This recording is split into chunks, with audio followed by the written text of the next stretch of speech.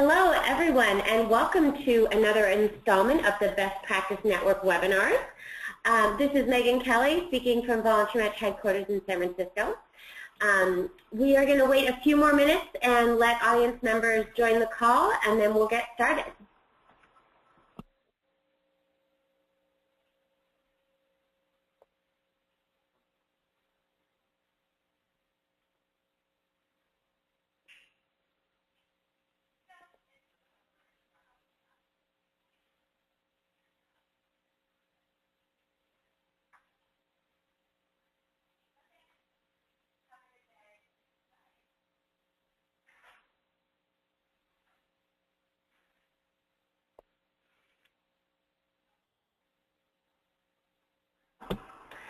Okay, welcome everyone. It looks like we have a good turnout. I am very excited to have Carol Guttery join us from Taproot Foundation.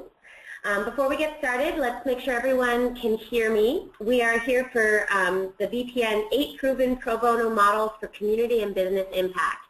For those of you on the line, if you can go to the sidebar and type into your question box, I can hear you, Megan. We're very excited.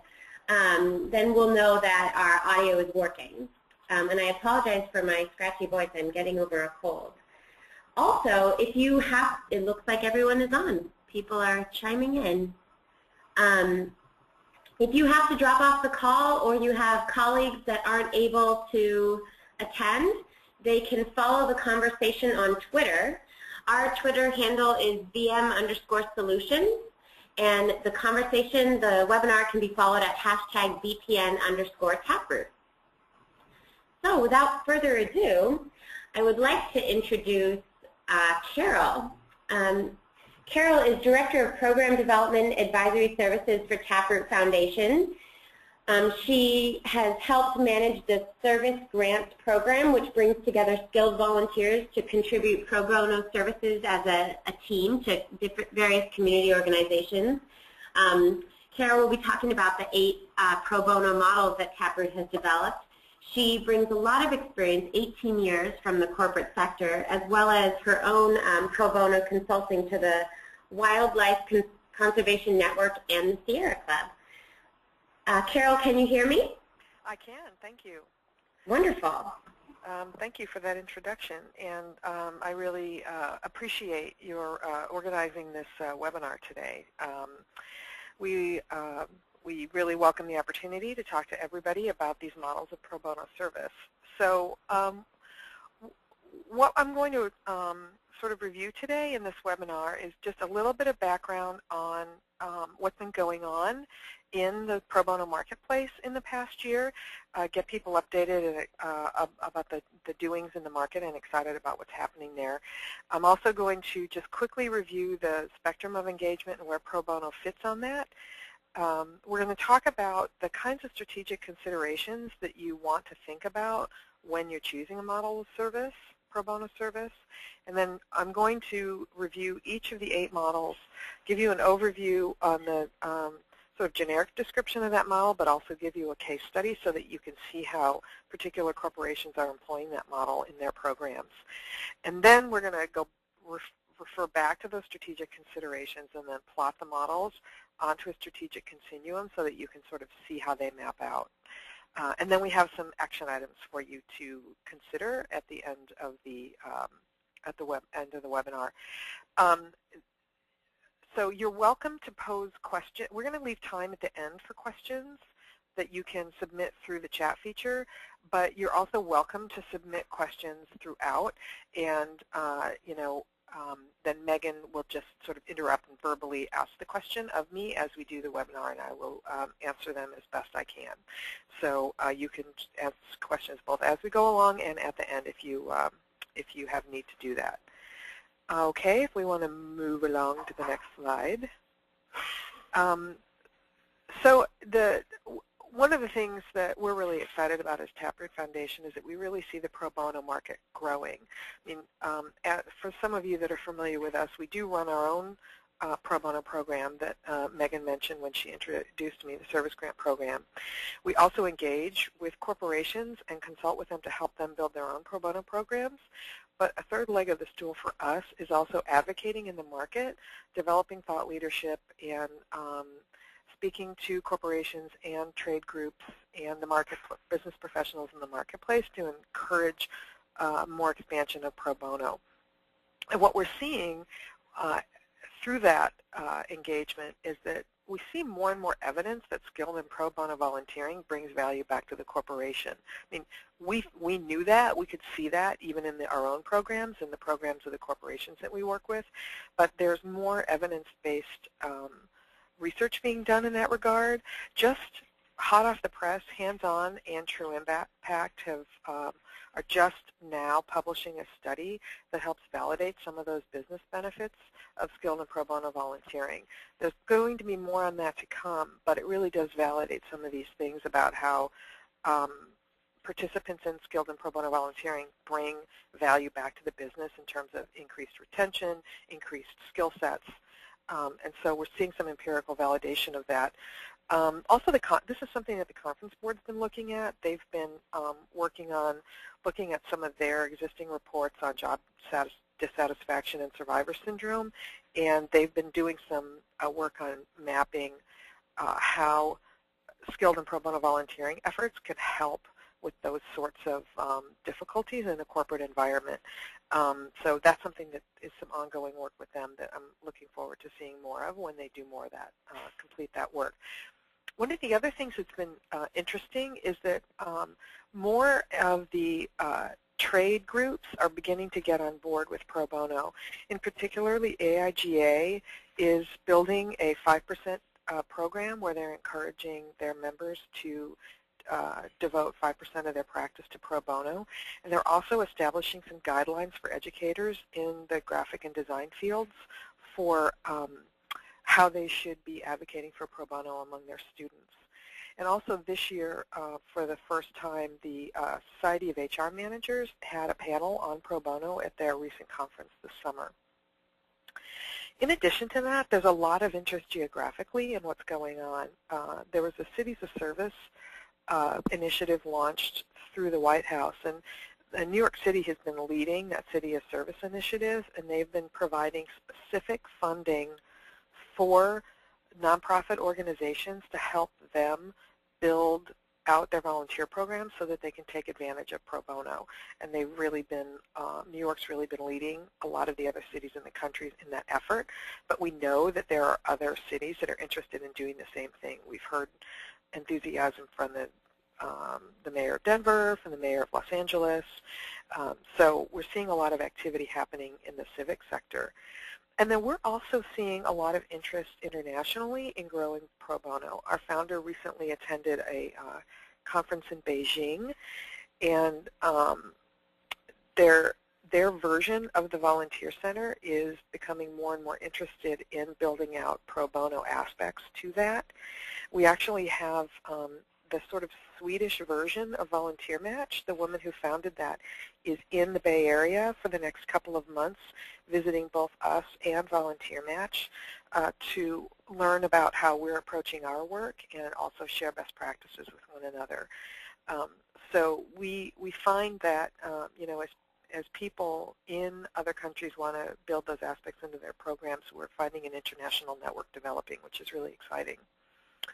And then we've also been working with BoardSource.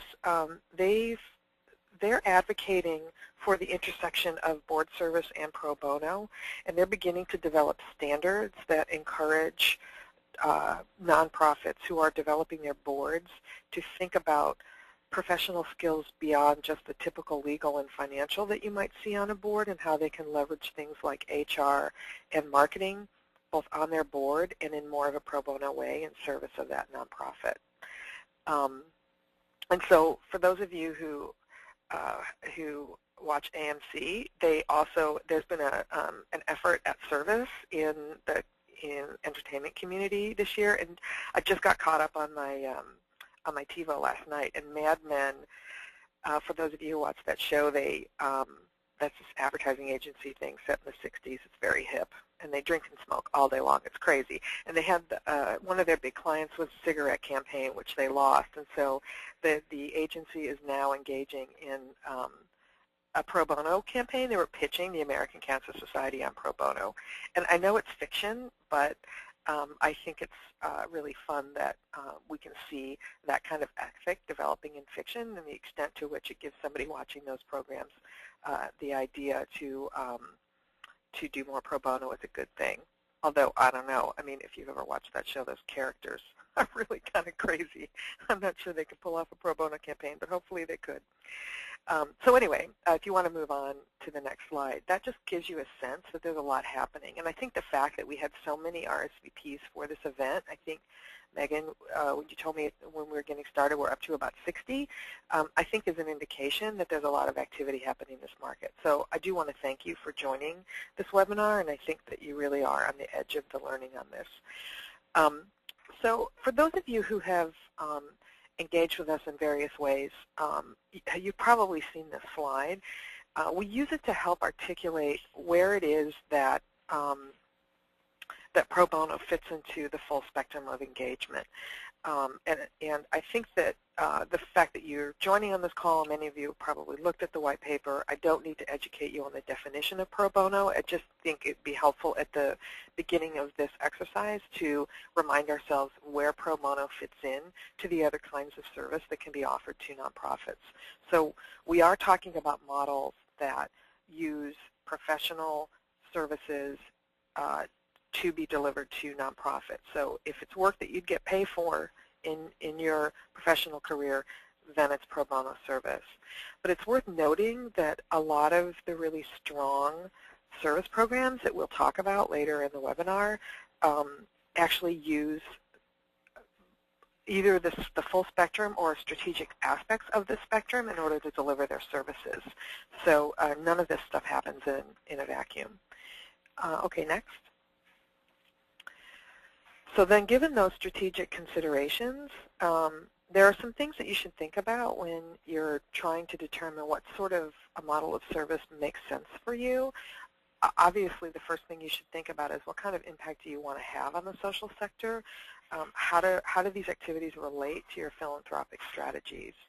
And then I have some slides further on that will explain some of these things. Another question you should ask yourself is what sort of benefit do you wish to bring back to the company? There are different benefits for different kinds of service back to the company depending on the model you choose.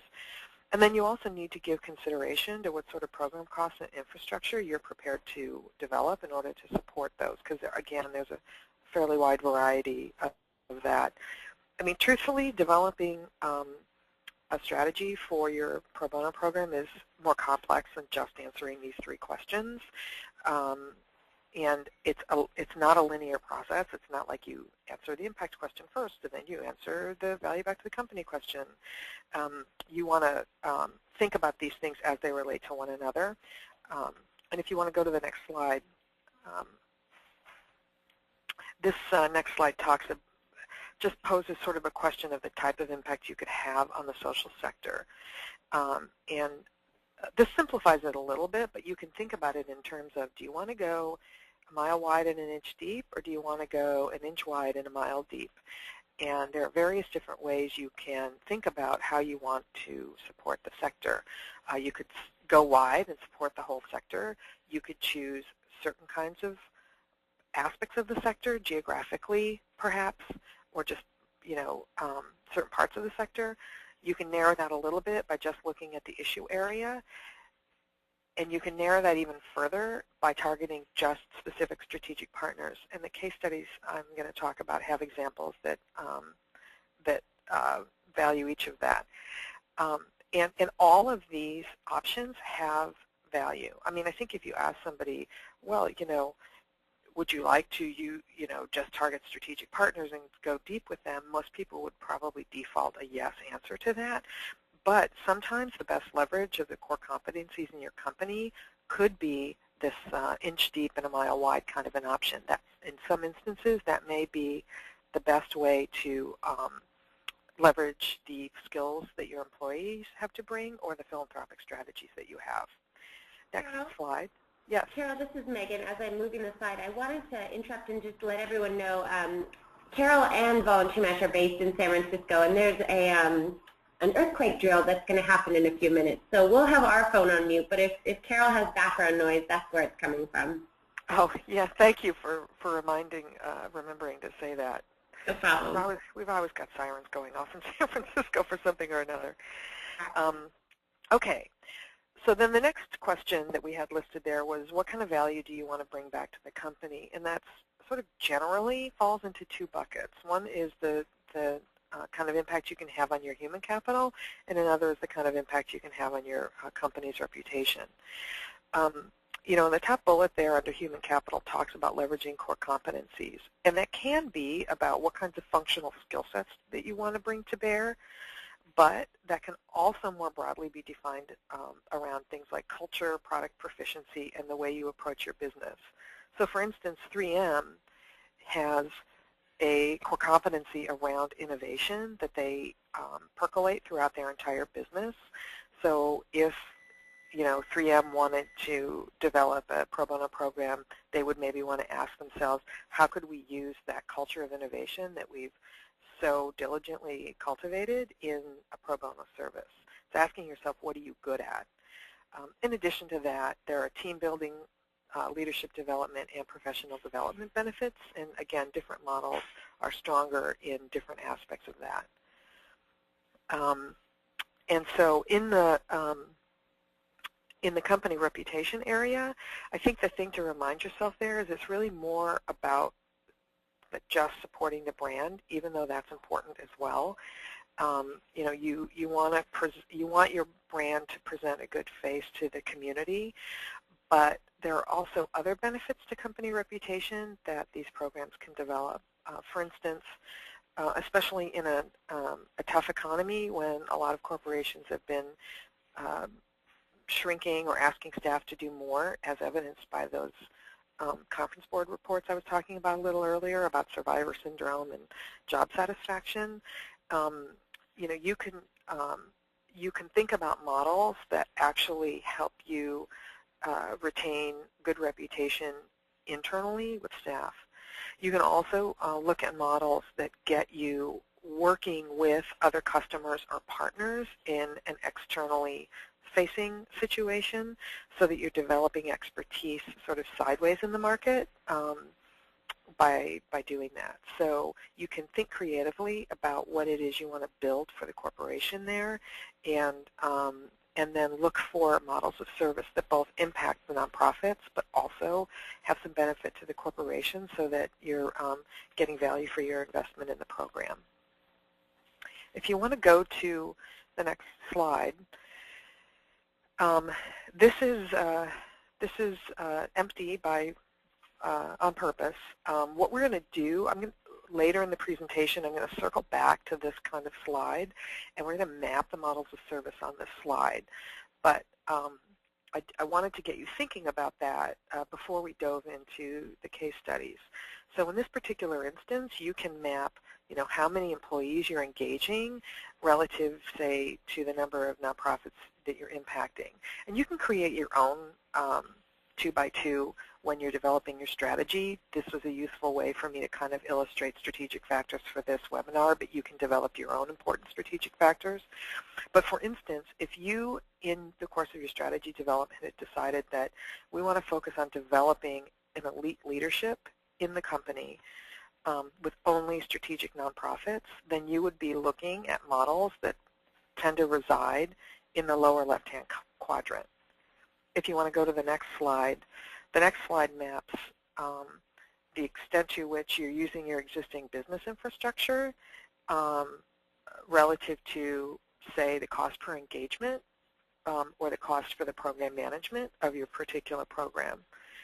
So in that particular instance, if you'd made a strategic decision that you want to keep a low cost per engagement, and you also want to leverage your existing business infrastructure, in that case, you may want to look for a model that resides in the lower right-hand quadrant to help you fit those strategic needs. Okay, now we're going to move on to sort of illustrating how these strategic variables apply to real-life examples in these pro bono models. if you want to move on to the next slide, the first model that, that we're talking about here is a loaned executive. So the sort of generic description of that is that a company would grant an employee a sanctioned and compensated leave in order to pursue a pro bono project full-time. The Pfizer's version of that is a Global Health Fellows program, and in that program, they loan executives from 3 to 6 months to an NGO or a medical clinic out in a worldwide situation. One thing that's interesting about that they do is that they have a lot of medical personnel that work at Pfizer. Obviously, they're a pharmaceutical company, and they do send those personnel out to actually do treatment in the geographies, but they also leverage other kinds of functional leaders to either do teaching or do operations and building services. So, okay, here comes the siren, so apologize for the background noise.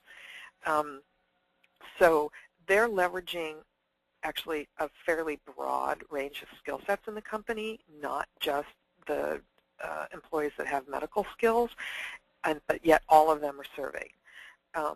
I also know, many of you are familiar with IBM's Signature program. I also know that the United Way has a program where there are loaned executives. For instance, during the annual giving campaign, Microsoft loans a number of employees to the United Way for the 4-month giving campaign. So it doesn't necessarily, I think the high-profile loaned executive programs tend to be international in nature and highly competitive in nature, but there are ways to think about a loaned executive program that's a little bit more local. I also know that there are a number of other corporations that do extended leaves. I believe Salesforce does that as well as part of their volunteering program. So the strategic implication here is that you're having a deep and sustained impact with a strategic number of nonprofit partners.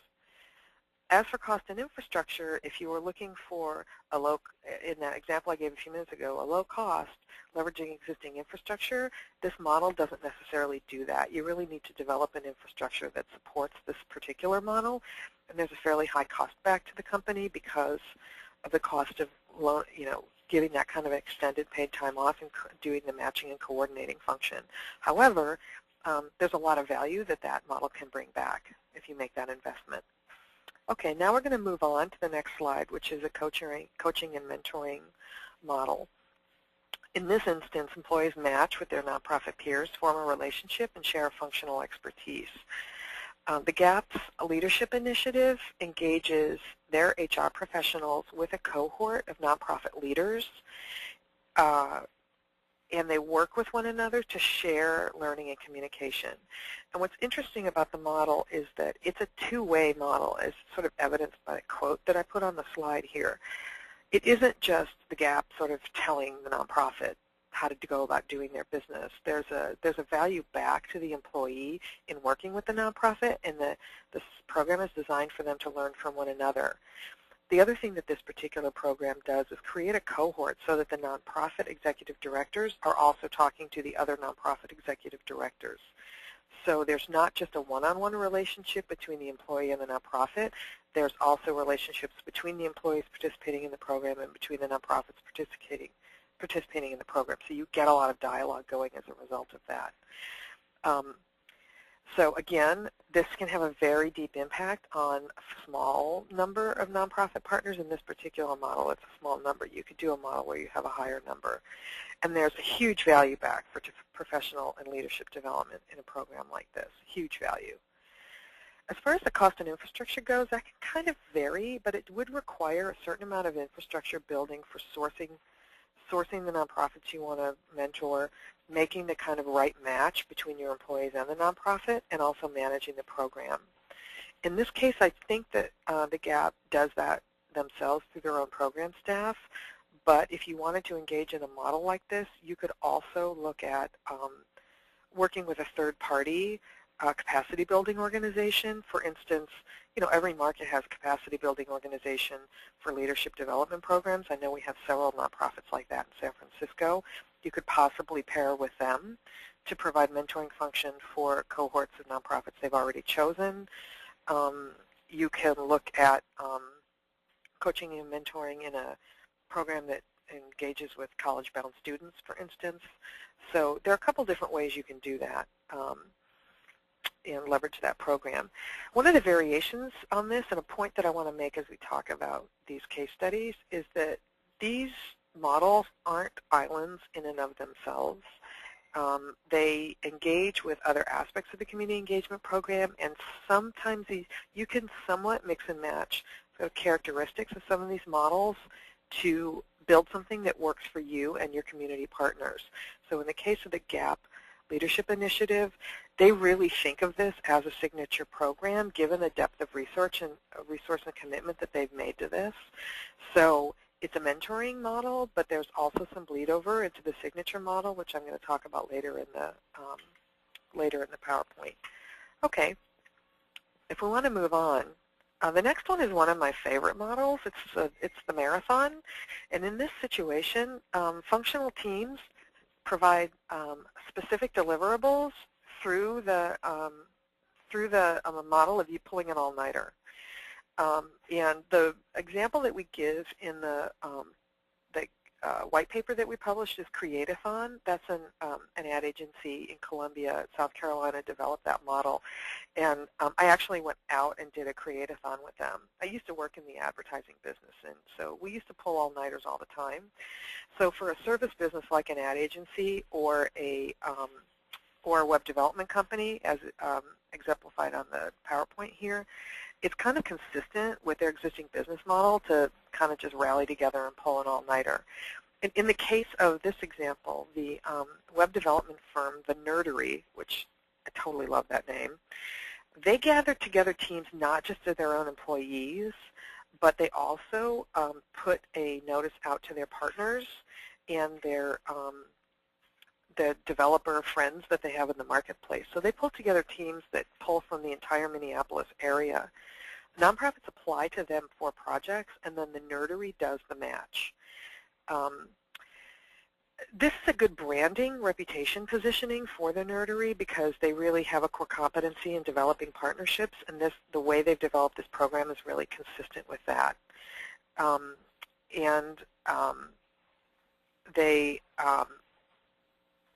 They leverage their existing infrastructure, corporate infrastructure, in order to, and their existing sort of business systems and ways of working in able to use to do this program. I will say though, there is cost even in this program back to the corporation doing it. In both with Create-a-thon and with the NERDERY project, there's a staffer that in this project, as it ramps up to the official date, ends up being a part-time job for them as they do solicit the nonprofits, put the teams together, and do the matching. So it does require at least a part-time kind of program manager staff person in order to be able to do it. One of the things that I think is really fun about this model, though, that you really get a cultural sort of payback to the organization. I circled on the slide their little goofy kind of thing that they've consumed 2,000 chicken wings during the course of this. And when I was talking to the guy and updating the case study, he actually said he thinks they're up to 3,000 chicken wings.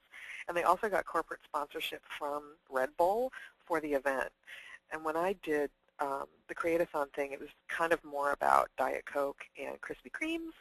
But as you can see, there's a lot of eating that happens in this particular model. So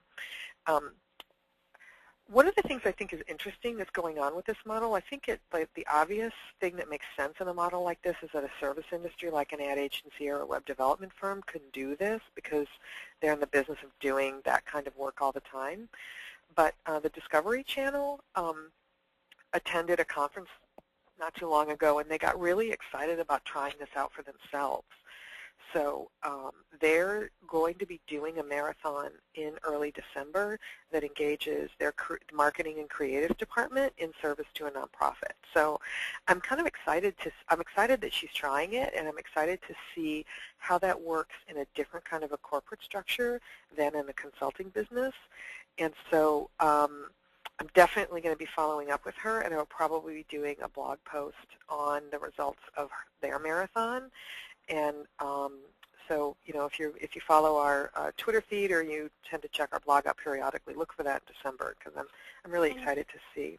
Cheryl, we actually did an interview with Erin from Discovery, and it's on our blog, which I'll show the audience at the end. But she got the idea from Lindsay Firestone from your team, who spoke at the VolunteerMatch Client Summit last year in Vegas, and on this topic. And yeah, it was very inspiring. So we're excited to hear about that. Yeah, I'm excited too, and we'll have to have her report back to us what kinds of caffeine and sugary fat items that they're going to be consuming during their marathon as well. So yeah, so more news on that later. But there are lots of creative ways you can execute that particular model. Okay, so now moving on to the standardized team model. In this particular instance, employees are staffed on a project with very specific roles and responsibilities to deliver a standardized set of deliverables to that particular nonprofit. So Capital One's variation on that is that they have a standard catalog of offerings that they've developed for several different functional groups. The functional groups work with the Community Affairs Department to help them identify and vet the nonprofits that would be a good fit for that catalog of offering, and then they provide the Community Affairs Department provided tools and some program management support to help them be successful in that process. We helped Capital One through our consulting services build this program with them. Obviously our own service grant program here at the Taproot Foundation also uses a team-based model. And one thing that I think is interesting about this model that is consistent with both what Taproot's done with the service grant program and what Capital One has done with their program is that they build, according to their CSR report, about 2,500 hours of service. They've done 84 projects, they've done 84 projects for 33 nonprofits. So what's notable about that is that they've done 84 projects for 33 nonprofits. What that means is they're doing multiple projects for each nonprofit. This kind of program, you can have ongoing engagement with your nonprofit even while you're leveraging different teams from different functional groups in the corporation. And I think that that allows you to impact many nonprofits. I think 33 nonprofits for what was an early stage program for Capital One is a lot of projects, but you can also develop a deeper level of engagement with the nonprofits. I think the lesson there is that once you find a model that works and you're really having good impact on the nonprofits, they will come back to you again and again for those services. We have found that at Taproot Foundation. I think we've got some nonprofits that are on their 6th and 7th service grant, and we like to see that kind of impact. So that is, okay, I'm going to go ahead and move on to the other slide. That's it for the team-based projects.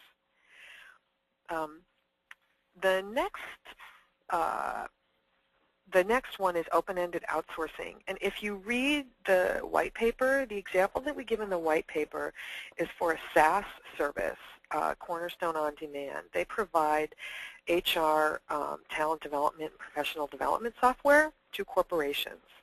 And they have, the outsourcing that they provide to nonprofits is a supplement to their product donation model.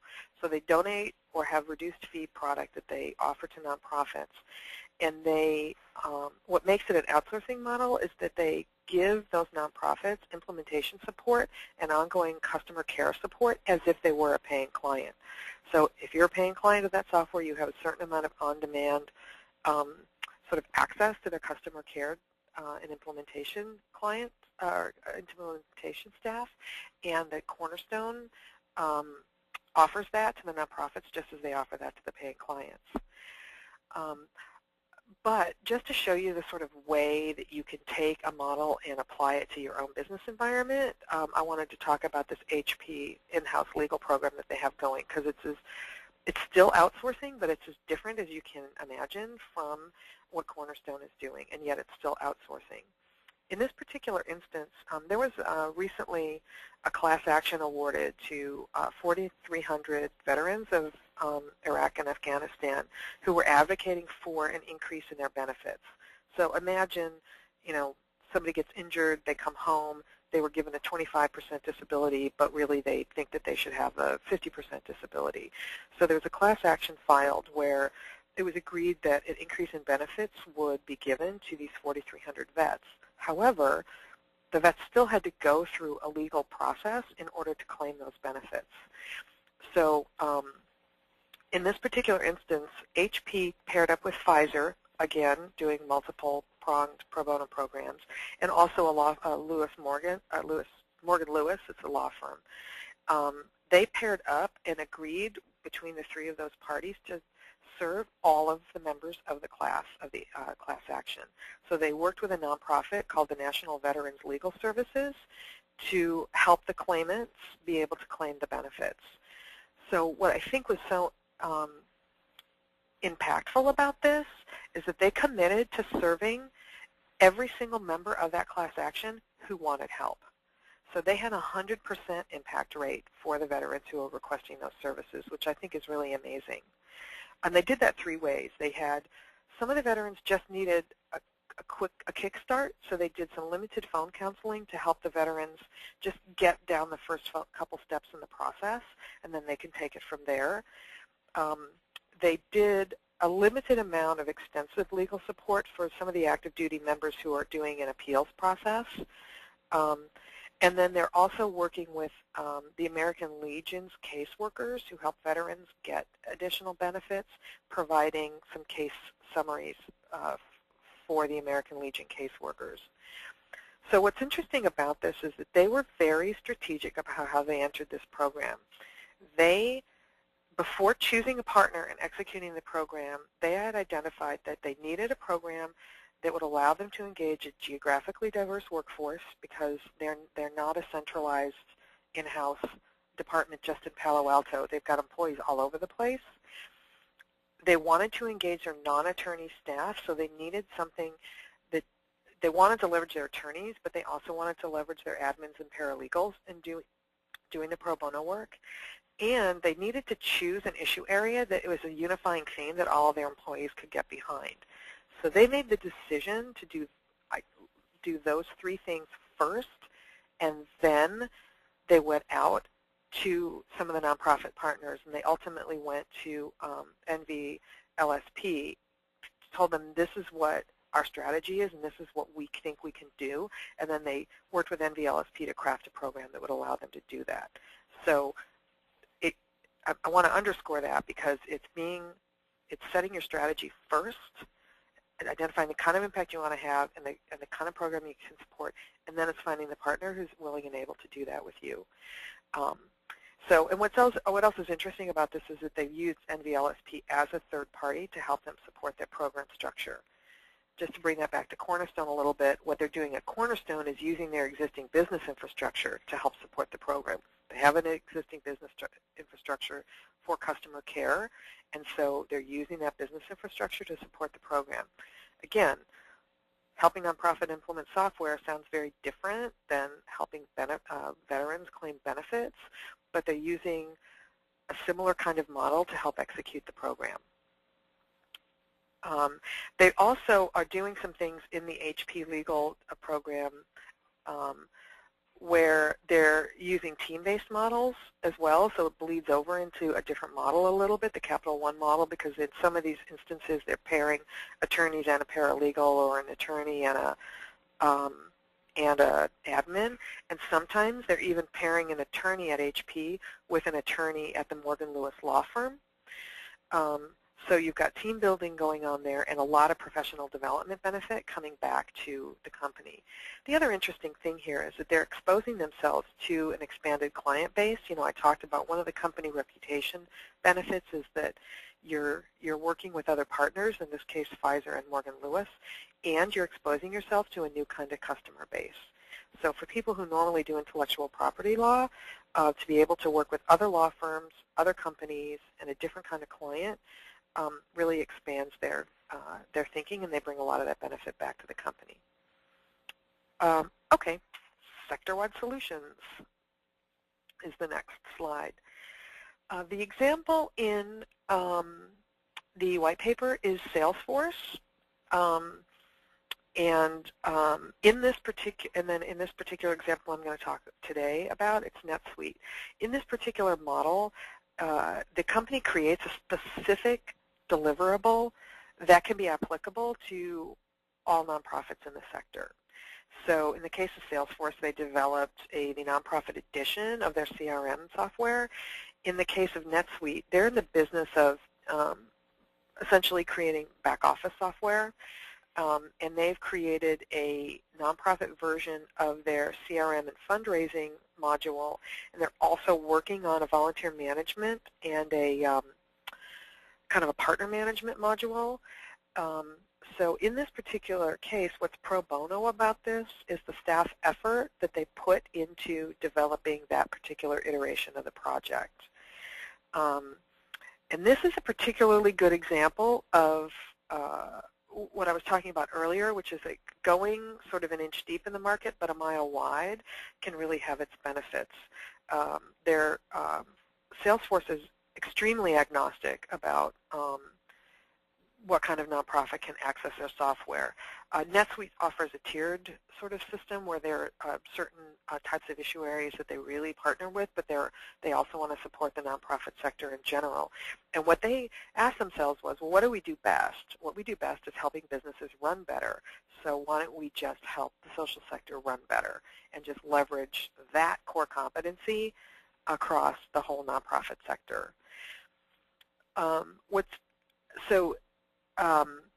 What they're gaining there is, valuing the reputation back to the company, and when they include partners in a program like this, as Cornerstone does and NetSuite does, and I think Salesforce does, although I'm not that familiar with their partner program, you're also developing relationships with your partners and strengthening relationships with your partners in the marketplace.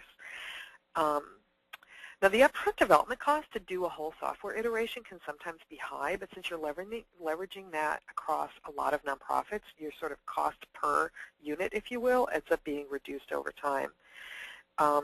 And, the cost can also be variable depending on how many version control or module iterations you want to do on something like that. One thing that's interesting about the software part of this market, though, is that because some of them provide a tiered pricing system, for instance, with Salesforce, you're being granted product for free up to so many records or so many logins or seats, and so beyond that, then you're offered a severely discounted system. So there is a revenue model for these software companies for offering premium versions that allows them to essentially fund the program. So it rationalizes the program back to the business, and yet they're still providing a lot of impact in the nonprofit sector. Something that Salesforce, NetSuite, and Cornerstone are all doing in addition to their sector-wide solution, in addition to the other models they have, they're also offering pro bono services. So in the case of NetSuite and Salesforce, they have their staff engage in pro bono projects for the nonprofit. So like on NetSuite, a nonprofit can apply for a 5 to 20-hour project from one of the NetSuite engineers. So like if they want to bring a new module online or they want help configuring a certain part of the software, they can get a quickie project from NetSuite. In the case of Cornerstone's pro bono program, they're actually engaging their customers to provide advice to the nonprofits who are implementing their software. So I think that's a really interesting model where they're engaging their own stakeholders to provide pro bono services for the people that they're giving the software to. So again, you can see how you can kind of take things from the different models that you think work best for you when you're crafting your own program and really boomerang a lot of leverage. I'm excited about the Cornerstone project. We've been working with them to help them develop that, and I think it's really awesome that they're putting the program effort into developing a pro bono ethic among the thousands of HR professionals that are their customers. So if we want to move on to general contracting, the most obvious example is the Ad Council. They did the litter campaign in the 70s with the Native American crying because there was garbage in the freeway, and they, told us that our brain will fry if we're on drugs. And I could have put that example in here, but I recently found an example that I thought was really an interesting variation on this that I wanted to share. So in this circumstance, an entity coordinates and oversees certain resources that provide a cross-sector collaboration to address a specific problem, as in the Ad Council example. In the case of the Vidocq Society, they're a society of crime-solving professionals. The picture here is the guy in the picture is one of the founders of the Vidocq Society, and he's one of the foremost experts in doing facial reconstruction on, skulls, which is why I put the picture in there. They also have forensic psychologists, handwriting experts, blood spatter experts, people who've been in, federal security and the FBI. And what they're doing there is they coordinate regular events where law enforcement from small and medium-sized cities who are having trouble closing some of their cold cases will come and present cases to the society.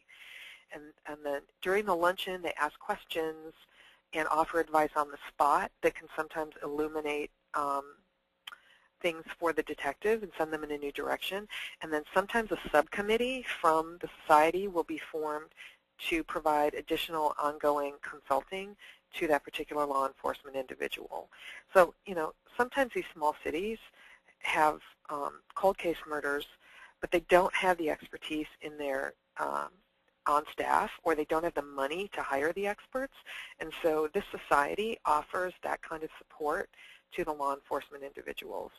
So I think that, again, it's a coordinating function. They're bringing together a wide range of individuals. In the case of the Ad Council, that could have a relatively high cost in terms of managing the program. You might need to develop an infrastructure for it. In the case of the Vidocq Society, they're pretty scrappy. They actually have their members pay to be involved in the society, so they're somewhat self-funded. And then the staff of the Vidocq Society is essentially volunteer staff, and they're retired law enforcement individuals who essentially staff the society. So I just, again, creative way of taking an Ad Council type of model and doing it a little differently. In the next example is the signature issue. In this particular model, you're combining bringing a whole bunch of different kinds of pro bono and other resources to bear on a specific social issue that you've decided that you want to move the needle on. So in the case of Deloitte, they're particularly interested in increasing college enrollment rates. So they brought a ton of resources to bear on supporting College Summit, which included having 2 staffers sitting on site at College Summit for a year, developing for them a multi-million-dollar data warehouse. I would totally kill for 2 Deloitte developers to sit on site at our nonprofit in there, and I'm sure that I know there are other nonprofits on this call. I'm sure that you would kill for that as well. So in addition to having the staffers on site, they're also providing skilled volunteering in the form of some tutoring and mentoring. They're doing local board work, and they're doing a lot of cash giving. So the point here is that they're choosing an issue they want to move the needle on, and they're giving it all they got in that particular signature issue. I'm beginning to talk a little faster because we've only got about 10 minutes left, and I want to make sure that we get to the end and have time for questions. So ping Megan if I'm moving too fast, but I'm going to kind of keep going along here. So if you look at the next slide, so this is that chart that I had earlier, and I was so in these particular examples,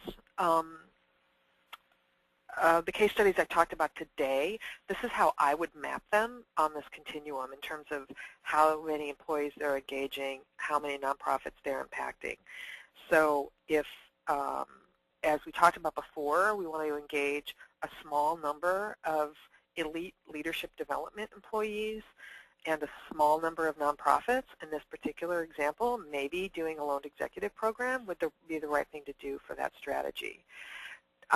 You could craft, again, there's some mix and match here, so you could craft your program so that if you map this out and you designed your program, your circle might end up in a slightly different part of the map, depending on how you craft your program. But again, I just wanted to circle back to this because it does help to give you some ideas for when you make those strategic decisions about how you want to engage people and the kind of impact you want to have, it gives you an idea of which models might be do a good job of doing that. If you want to go to the next slide, in that case, I think the example I gave earlier was you want a fairly low cost per engagement for your program, but you really want to leverage your existing business infrastructure. So in that case, maybe you want to do a marathon outsourcing, or if you're the kind of company that has a product or service that can be leveraged for the nonprofit sector, maybe you want to do a sector-wide solution. Again, there are different benefits to each of these, and it's just a matter of choosing the thing that you're in a position to be able to support and that is consistent with the goals that you want to bring back to the company. So if you want to go ahead and go on to the next slide. So one of the things I'd like to do is challenge everybody on this webinar to take 1 or 2 actions as a result of the webinar. Megan already talked about following them and us on Twitter. You can definitely go to the blog. What I'm doing over the course of the next couple of months is posting case studies of these different models as I find them. So there will be ongoing content in our blog that you can refer back to and look at. The other thing that you could do to just take some exercises back to your company, you could take one of these models or 2 of these models and whiteboard, sort of do a little design exercise and whiteboard how it might look in your company. So throw one of them at the wall, bring a group in from your department or even a couple of functional groups and say, how would it work if we decided to do a mentoring model? How might this look for us if we wanted to try to do some outsourcing? What would that mean for us if? So you can do an exercise where you sort of begin to visualize how this kind of thing can work for you. Because I think that one of the challenges that some corporations have is in asking themselves, well, this is all really interesting, but how do I even get started? So by doing some creative exercises where you can visualize how a model like this could work in your company, that begins to be the first step that you can take toward developing a program. Another thing you could do if you're in a position where you're obviously keen on pro bono or you wouldn't have taken the hour today to attend the webinar, but you may be in a circumstance where your peers or your functional groups aren't as bought in or as aware of pro bono being a benefit back to them. So you can take this white paper or some of the other content that we provide on our website and bring it back to them and talk to them about, look at what Discovery is doing in December. Isn't that cool? Look at this really great program that Deloitte's doing for College Summit. Wouldn't that be great if we could do something like that for the nonprofits we like to support? And you can start having use these kinds of examples to start having conversations with your peers in the organization about get that in their head, get them thinking about how this could be cool for your corporation to be able to do and impactful for you to be able to do these kinds of programs. So that's another action you can take, become an internal advocate. The other action you could take if you have questions that have not been addressed in this or you're interested in getting some advice about how you could take the next step toward building a program in your company, you're certainly welcome to email me as a follow-up to this webinar. I'd be happy to sort of engage in a conversation with you about what you could do with this content or what kind of next step you could take in your corporation if you want to begin building out a program. So my email information was, I think it was in the invitation, and if not, it's listed right here on this last slide. So I'm going to pause there and ask Megan if she's been seeing any questions come in that I want to make sure we need to address before our time runs out today. Sure. Thank you, Carol, so much. And just to the audience, you will be getting a copy of the presentation after, and we are recording it. There was one question that is, and we do have a number of nonprofits on the call as well, so this is a good question for them. But Carol, what is your advice on how to get the nonprofit sector prepared to receive this kind of skill-based volunteering. Aside from, developing a strategic partnership between companies, what are other resources for them? Yeah, that's a good question. It is important for the nonprofit to be ready to receive these kinds of programs. They need to be able to think about engaging with somebody doing pro bono for them as if it were a job. You are hiring a volunteer to do a job for you. So being really specific about how you scope your projects, thinking of the hiring of the volunteer as if it were a job position. So you've got a job description, you've got a scope of work that you're giving to them, and you have a specific plan for them so that they understand what you're expecting of them and you understand what they're hoping to get out of it. So that's my sort of 2-cent sort of version of that. However, I will say that we've been working on developing some curriculum to help nonprofits be ready.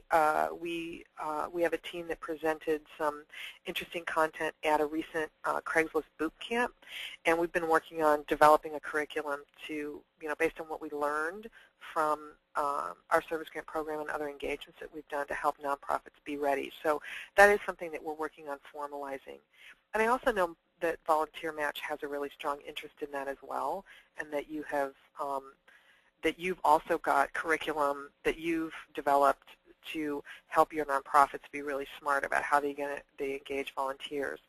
And I think also Hands-On has been developing some online curriculum as well that you can step through on your own. It's I think it's in the Hands-On Connect section of their website, but they're also motivated to do that. So I hope between those of us that do the capacity building in the market, us and Hands-On and VolunteerMatch, we've got some curriculum that can support nonprofits, and also the corporations can take responsibility for working with their nonprofits and having dialogue about how they want to work together.